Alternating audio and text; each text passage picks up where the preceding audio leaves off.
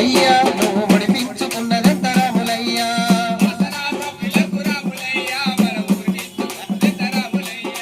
కొత్త కొత్త కరసలే రాములయ్యా నీ జేబుకేమో కత్తెరే రాములయ్యా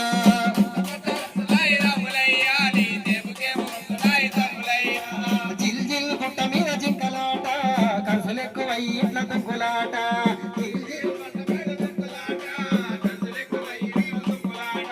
వాసన సబ్బులకు నువ్వు ముడిపించుకున్నదెంత వాసన సబ్బులకు నువ్వు ముడిపించుకున్నదెంత బర్త్డే పార్టీలో రాములయ్యా బాసుమతి దావత రాములయ్యా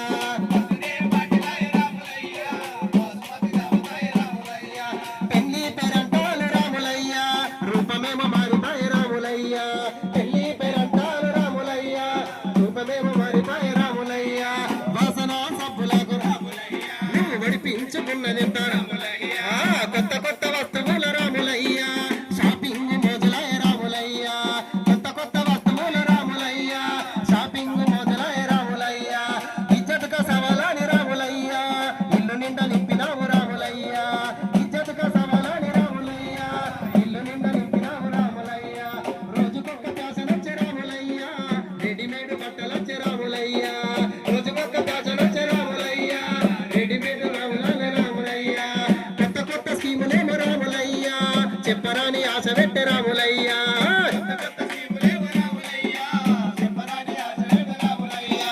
ఇల్లు జుత్త మూరెడంత నీ కరసులేమో బారెడంత నీ ఇల్లు యుత్త మూరెడంత నీ కరసు యుత్త బారెడంత అప్పులెంత సప్పులెంత రాములయ్యా అడ్డమైన కరసులెంత రాములయ్యా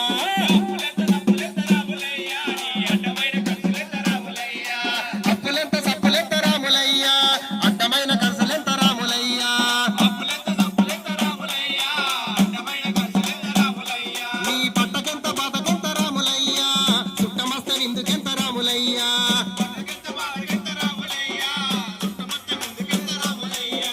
కాదలెల్ల రోగమస్తే రాములయ్యా పక్కనికి మందుకెంత రాములయ్యా కాదలెల్ల రోగమస్తే రాములయ్యా పక్కనికి నువ్వెంత రాములయ్యా ఎత్తుకున్న సిట్టితోనే నువ్వు కడుపు నింపుకున్నదెంత ఎత్తుకున్న సిట్టితోనే నువ్వు కడుపు నింపుకున్నదెంత ఆశయము మంచిదంట రాములయ్యా ఐటీ రామయ్యనంట రాములయ్యా ఆశయము మంచిదంట రాములయ్యా ఐటీ రామయ్యనంట రాములయ్యా కోచింగ్ కోసమని రాములయ్యా నువ్వు గొప్ప ముంచుకున్నదెంత రాములయ్యా కోచింగ్ కోసమని రాములయ్యా గొప్ప ముంచుకున్నదెంత రాములయ్యా వాసన వాసన సబ్బులకు రాములయ్యా నువ్వు ముడిపించుకున్నదెంత రాములయ్యా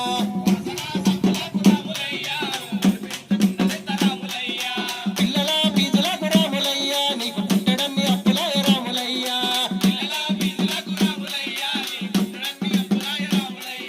చెల్లె పెళ్లి కోసమని రాములయ్యా నువ్వు చేసినన్ని అప్పులెంత రాములయ్యా చెల్లె పెళ్లి కోసమని రాములయ్యా నువ్వు చేసినన్ని అప్పులెంత రాములయ్యా ఎత్తుకున్న కంతమంత రాములయ్యా ఇప్పుడప్ప చెప్పవద్ద రాములయ్యా మన బావగారు వచ్చినాడు రాములయ్యా బాంబులాగా పేలినాడు రాములయ్యా ఈ అప్పులలో తిప్పలాకు నువ్వు తాగుడుకు మరిగినావు అప్పులలో తిప్పలాకు నువ్వు తాగుడుకు మరిగినావు ఆలోచించి ఆలోచించి రాములయ్యా ఒక దినమంతా ఆలోచించి రాములయ్యా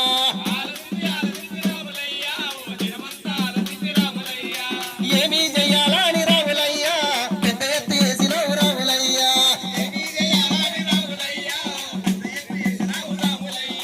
అప్పులోను కట్టలేక రాములయ్యా ఐపి కుచ్చు టోపి పెట్టినావు రాములయ్యా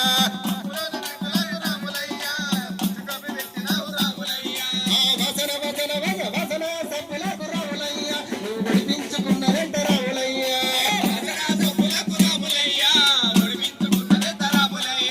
సెల్లుపోను బిల్లులకు రాములయ్యా సెల్లుపోను లొల్లులచ్చ రాములయ్యా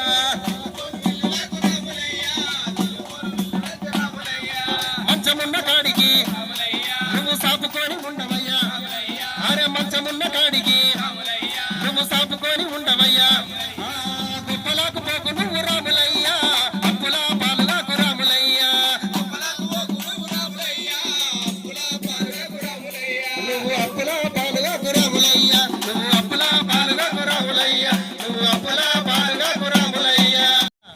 అవసరానికి ఖర్చులుంటాయి, అనవసరమైన ఖర్చులు కూడా ఉంటాయి.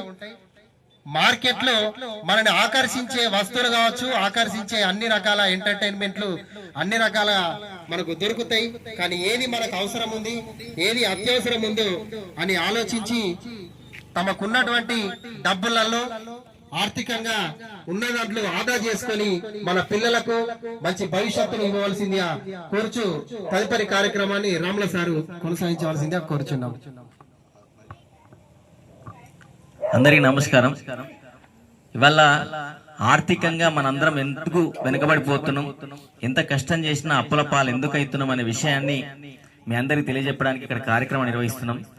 చాలా మంది మనం చేసిన తప్పిదాలే మనం అప్పుల కారణం అవుతుంది. కారణం ఏంటంటే తోటోళ్ళని చూసి వాళ్ళు ఆర్థికంగా ఎట్లున్నారు, మన ఆర్థిక పరిస్థితి ఎట్లుంది, వాళ్ళ తాతల నాటి నుంచి వాళ్ళు కాపాడింది ఏంది, మనం పోగొట్టుకున్నది ఏంది అనే విషయాలు మర్చిపోయి మన చేతి లోపల చిన్న ఫోన్ ఉంటే ఐఫోన్ కొనాలనే ఆశ ఏం చేస్తుంది మనని అంటే అప్పుల పాలు చేస్తుంది. ఒక ఐఫోన్ కొనాలంటే ₹1,00,000 1,50,000 దాకా ఉన్నది. మనకు ఫోన్ ఉంటే నడుస్తుంది అనుకున్నప్పుడే ఆర్థికంగా మనం బాగుంటాం. ఐఫోన్ కొనాలన్న ఆశ ఎప్పుడైతుందో అది అప్పుల పాలు చేసినట్టు మనం చేస్తున్నాం. అంటే మన ఆర్థిక పరిస్థితి ఎట్లుంటదంటే మనం కష్టపడి సంపాదించింది సంవత్సరానికి 1,00,000 2 లక్షల వ్యవసాయదారులు సంపాదిస్తారు మధ్యతరగతి కుటుంబంలో.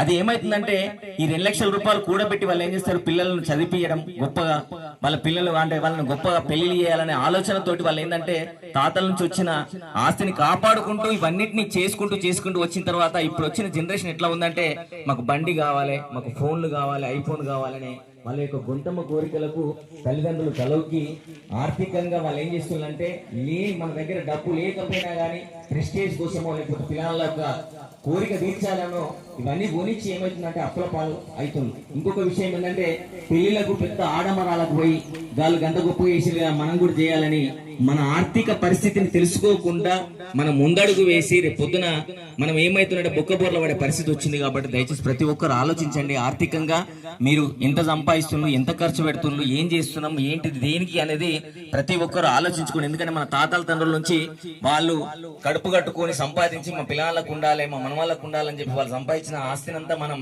విచ్చలవిడిగా ఖర్చు చేయకుండా దాన్ని ఇంకా పొదుపు చేసుకుంటూ వాళ్ళ పిల్లలకు అంటే మన పిల్లలకు వాళ్ళ పిల్లలకు ఉండే విధంగా మీరందరూ ఆర్థికంగా పిల్లలకు తెలియజెప్పాలి. మేము ఇంత కష్టపడ్డాం, ఇంత కష్టపడి ఇంత సాగు చేసి ఈ భూమిని ఇంత కాపాడినాం అనే విషయాన్ని వాళ్ళకి తెలియజెప్పి ఈ కోరికలు ఏవైతున్నాయో వాటన్నిటిని మళ్లించి మీరు కష్టపడితే ₹4 వస్తే మీరు ఏమన్నా కొనుక్కోవాలనే విషయాన్ని అని చెప్పి ఆర్థికంగా మీరు అందరూ గొప్పగా ఉండాలి, నిలదొక్కునే విధంగా ఉండాలి. మీరు అందరూ ఆర్థికంగా మంచిగా ఉండి మంచి స్థానంలో ఉండి పిల్లల్ని గొప్పగా చదివించి గొప్పగా పెళ్లి చేసి వాళ్ళ జీవితాన్ని గొప్పగా తీర్చిదిద్దాలని చెప్పి సందర్భంగా తెలియజేస్తూ ఈ కార్యక్రమానికి నిర్వహించడానికి సహకరించిన పంచాయతీ సెక్రటరీ గారికి ధన్యవాదాలు తెలుపుతూ ఈ కార్యక్రమాన్ని ఉద్దేశించి మాట్లాడవలసిందిగా కోరుతున్నాను. గ్రామ ప్రజలకు, గ్రామ పెద్దలకు, ఈ కార్యక్రమాన్ని ఇక్కడ ఏర్పాటు చేసినటువంటి గౌరవ సెక్రటరీ గారికి, తెలంగాణ సాంస్కృతిక సారథి పక్షాన వారికి ప్రత్యేకంగా ధన్యవాదాలు తెలియజేస్తున్నాం. ఈరోజు గౌరవ కలెక్టర్ గారి ఆదేశాల మేరకు గ్రామాల్లో కొన్ని అవేర్నెస్ ప్రోగ్రాంలు వివిధ అంశాలపైన నిర్వహించడం జరుగుతుంది. ముఖ్యంగా ఏంటంటే ఈ తెలంగాణ రాష్ట్రంలో ప్రజలందరూ కూడా కొంతమేర ఆర్థికంగా ఇబ్బందులు ఎదుర్కొంటున్నారు, ఆర్థికంగా నష్టపోతున్నారు.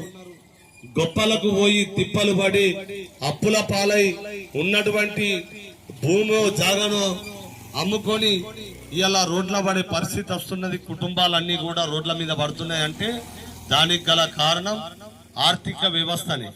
మరి ఆర్థికంగా ఎందుకు మనం నష్టపోతున్నామంటే మనకిప్పుడు మన పిల్లలు ఏం చేస్తున్నారంటే ఆన్లైన్ గేమ్లు ఆడుతున్నారు, ఆన్లైన్ బెట్టింగ్ యాప్లలో మరి డబ్బులు పెడుతున్నారు. అంతేకాకుండా ఈ మధ్యలో డిజిటల్ కరెన్సీ అని కొత్తగా వచ్చింది, దాంతో కూడా చాలా వరకు ఇబ్బందులు ఎదుర్కొంటున్నారు. ఈ మెటా ఫండ్ అని చెప్పి, రిక్సోస్ అని చెప్పి, బిట్ కాయిన్ అని చెప్పి ఇవి వచ్చినాయి. ఇవి ₹1,00,000 పెడితే 15 నెలల్లోనే రెండింతలుగా వస్తాయి. నీతో పాటు ఇంకో ముగ్గురిని పెట్టిస్తే నెలకు ₹30,000 వస్తాయని చెప్పి ఇవాళ ₹1,00,000 ఇవాళ మన వాళ్ళు ఇలాంటి దాంట్లో పెట్టి నష్టపోతున్నారు. అంతేకాకుండా మనం ఏదైనా కార్యక్రమం పండుగ చేసుకున్నట్లయితే ఆ పండుగను ఎంత మేర చేసుకోవాలో అంత మేర చేసుకోకుండా ₹1,00,000 ఉన్నా లేకున్నా అప్పులు చేసి పండుగలు పబ్బాలు గొప్పగా చేసుకొని ఎదుటి వాళ్ళ ముంగట మనం గొప్పగా ఉండాలని చేసుకొని అట్లా కూడా అప్పుల పాలవుతున్నారు. ఈ రకంగా నష్టపోతున్నారు. అంతేకాకుండా ఇవాళ మనకు ప్రైవేటు బళ్ళున్న ప్రభుత్వ బళ్ళు ఉన్నప్పటికీ మరి ప్రైవేట్ బళ్ళల్లో పిల్లల్ని చదివిస్తున్నారు. మరి వాడు 1వ తరగతి 2వ తరగతి చదివే పొలానికే ₹1,00,000 ఫీజులు కడుతున్నారు. అలాగే గవర్నమెంట్ దవాఖాన్లు ఎంతో అభివృద్ధి చెందినాయి. అందులో ఎంతో ప్రతిభ కలిగినటువంటి డాక్టర్లు ఉన్నప్పటికీ కూడా మనోళ్ళంతా ప్రైవేటు దవాఖాన్లలో పోయి అక్కడ కూడా చికిత్సల పేరు మీద వేలల్లో రూపాయలు ఖర్చు పెట్టుకుంటున్నారు, అప్పుల పాలవుతున్నారు. వీటన్నిటికీ గల కారణం గొప్పలకు పోయి తిప్పలు పడడమే. తోటివాడు తొడగోసుకుంటే మనం మెడగోసుకుందామనే పరిస్థితి వచ్చి ఇలా మన ప్రజలు తెలంగాణ బిడ్డలు, ఈ తెలంగాణలో ఉన్నటువంటి బిడ్డలందరూ కూడా ధనిక రాష్ట్రంలో ఉన్నటువంటి వాళ్ళు ఇవాళ పేదవాళ్ళం మనం అవుతున్నాం. మరి పేదవాళ్ళుగా మారడానికి గల కారణం మనము దినచర్యలో ఖర్చులను ఆదా చేయకుండా ఇష్టానుసారం విచ్చలవిడిగా ఖర్చులు పెడుతున్నాం.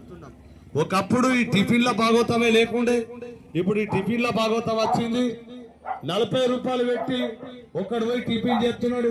అదే ₹40 పెట్టి మనము అటుకులో ఉప్మా వేసుకుంటే ఇంటిల్ల పాద అందరికి వస్తుంది. ఇట్లా మాట్లాడినా కూడా తప్పు పడుతున్నారు మా టిఫిన్ సెంటర్ వాళ్ళను. అదో ఇట్లాంటున్నా గట్లాంటున్నా అనే పరిస్థితి వస్తాయి. అంటే నేను చెప్పే అంశం ఏంటంటే ఇంట్లో వేసుకొని తినాలి. మరి రెస్టారెంట్లు ఉన్నాయి, బిర్యానీ చేస్తున్నారు, మరి పోయి తింటున్నారు. దానివల్ల కూడా ఇబ్బందే కదా. ఒక బిర్యానీకి ₹250 అట్లుంటది. మరి ₹250తో కిలో చికెన్ తెచ్చుకుంటే ఇంటిలో 10 తింటాం కదా. మరి బిర్యానీ సెంటర్ మా మీద లొల్లి పెట్టుడా? ఇది ఆర్థికంగా మనం నిలదొక్కుకోవాలని ఈ అంశాలన్నీ మీకు తెలియజెప్తున్నాం. దయచేసి ఈ అంశాల పట్ల మీరు గమనించాలని, దీనిపై చక్కటి పాటలు మా మిత్రుడు ప్రవీణ్ గారు వినిపించాలని కోరుతున్నాను. ఈరోజు ఆర్థిక అంశాలపై చాలా చక్కటి కార్యక్రమం మీరు చాలా బాగా పాట రూపంలో కానీ మాట రూపంలో కానీ చాలా బాగా చెప్పారు. సో మన చేతిలో ఒక ఫోన్ ఉంటే అమెజాన్, ఫ్లిప్కార్ట్ కానీ ఏదో కొందామని ఓపెన్ చేసి ఏవేవో అనవసరమైన కొంటూ డబ్బులు వృధా చేయొద్దు. ప్రతి ఒక్కటి మనకి ఏ అవసరం ఉన్నదో ఆ వస్తువులే కొనడం. ఇంతకుముందు అన్నగారు చాలా బాగా చెప్పారు. బిట్ కాయిన్ అని, రెక్సోస్ అని. నాకు తెలిసిన నా మిత్రులే చాలామంది లక్షలల్లో ఆర్థికపరమైన విజ్ఞానం ఉండి రోజు పేపర్ చదువుతూ కూడా ఇందులో చాలా తక్కువ టైంలో ఎక్కువ సంపాదించవచ్చు అనుకుంటా ₹1,00,000 పెట్టి అదొక చైన్ ప్రాసెస్లో కింద జాయిన్ చేసుకుంటూ వాళ్ళ నుంచి కమిషన్లు అనుకుంటూ ఏదో ఒక రోజు ఇప్పుడు జగిత్యాల జిల్లా మన తెలంగాణలోనే టాప్లో ఉన్నది ఆర్థికంగా నష్టపోయిన వాళ్ళు. కాబట్టి దయచేసి అనవసరమైనటువంటి ఇన్వెస్ట్మెంట్లు చేయకుండా ఆర్థిక నిర్వహణ పైన ఒక అవగాహన ఉండాలని మీ అందరినీ కోరుకుంటున్నాను. థ్యాంక్ యూ సార్, ధన్యవాదాలు. మరి ఈ కార్యక్రమంలో పాల్గొన్న గ్రామ ప్రజలకు, పెద్దలకు అందరికీ ప్రత్యేకంగా నమస్కారాలు తెలియజేసుకుంటూ ఈ కార్యక్రమాన్ని ముగిస్తున్నాం. Thank you.